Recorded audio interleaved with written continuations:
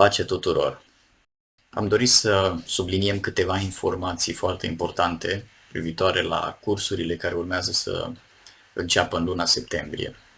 Așadar, voi sublinia câteva puncte pe care le considerăm importante și vă încurajăm să luați legătura cu noi în funcție de etapa în care ați ajuns cu aceste puncte, pentru că trebuie să îndeplinim anumite condiții legal vorbind și organizatoric să putem să începem să desfășurăm cursurile.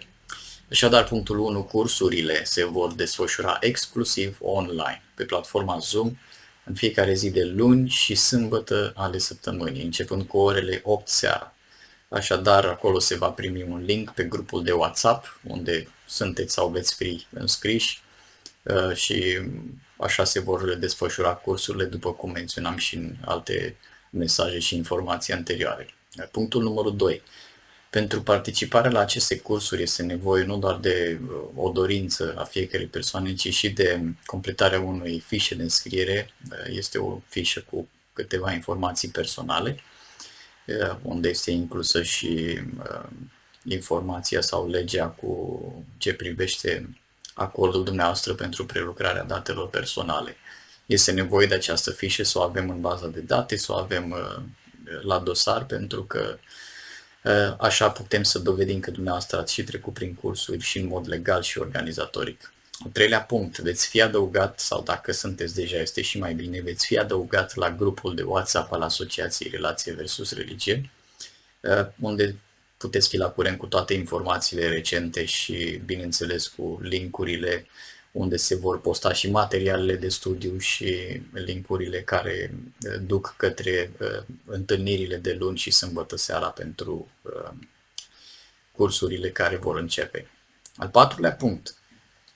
Este necesară exprimarea dorinței de participare, nu doar verbal, cum menționam mai devreme, ci prin completarea fișei de înscriere. Și de ce subliniem lucrul acesta?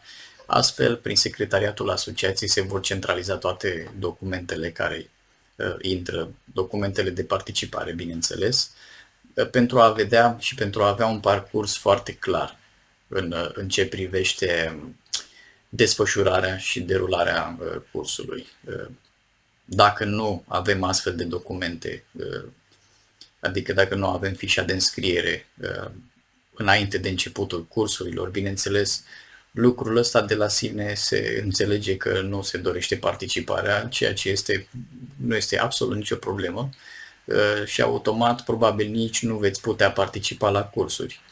Așadar, insistăm, dacă doriți să participați la aceste cursuri, vă rugăm să completați fișa de înscriere, vă punem la dispoziție, luați legătura cu noi în privat sau prin orice altă metodă, prin ceilalți frați slujitori pe care îi cunoașteți din echipa noastră, să vă pună la dispoziție această fișă de înscriere, fie în format digital, fie în format scris. Al cincilea punct, ca la orice curs, la orice școală există și material de studiu. Așadar, toate materialele de studiu se vor posta întotdeauna cu o săptămână înainte de cursul următor sau pentru săptămâna viitoare, se vor posta săptămâna asta acolo linkurile cu materialele de studiu. Știți bine că s-a menționat și s-a amintit în trecut, materialele noastre de studiu sunt Biblia și cele două cărți ale asociației, Dumnezeu te iubește și Duhul să-mi face marea diferență. Al șaselea punct, foarte important, la finalul cursului și în urma absolvirii, bineînțeles, pentru asta este necesară o prezență de minim 75% la toate lecțiile și întâlnirile din acest curs. Așadar, la final, în urma absolvirii, doar cei care sunt membri ai asociației pot obține o legitimație de slujitor, evanghelist, misionar, etc.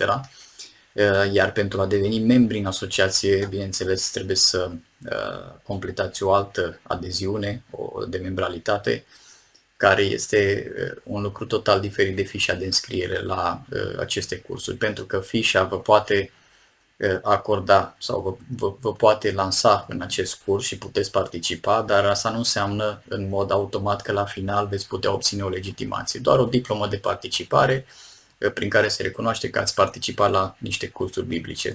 Așadar, dacă vreți să fiți și legitimați, și legal vorbind, noi funcționăm în baza legii cultelor 489 din 2006, Puteți să deveniți membri ai asociației printr-o simplă adeziune de membralitate, dar țineți cont, este foarte important, legea din România nu permite să fiți membri în același timp în două organizații religioase, adică nu puteți fi membru, de exemplu, în cultul baptist și membru și în asociația religioasă Relație versus Religie.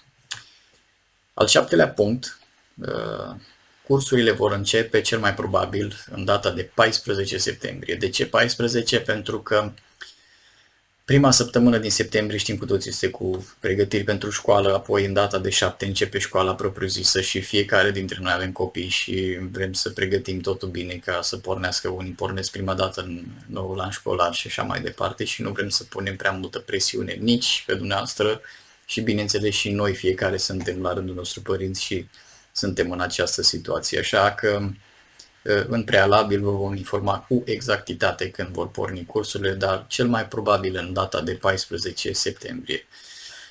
Cam atât în linii mari. Vă îndemnăm să luați legătura cu noi în privat sau pe site-ul asociației, oriunde ne puteți scrie dacă sunteți conectați cu noi. Vă stăm la dispoziție cu orice informații și vă încurajăm să îndepliniți acești câțiva pași, pentru că este foarte important să ne putem organiza și să funcționăm și în deplină legalitate, dar și în ordine să meargă lucrurile cum trebuie. Vă binecuvântăm și Dumnezeu să fie cu toți!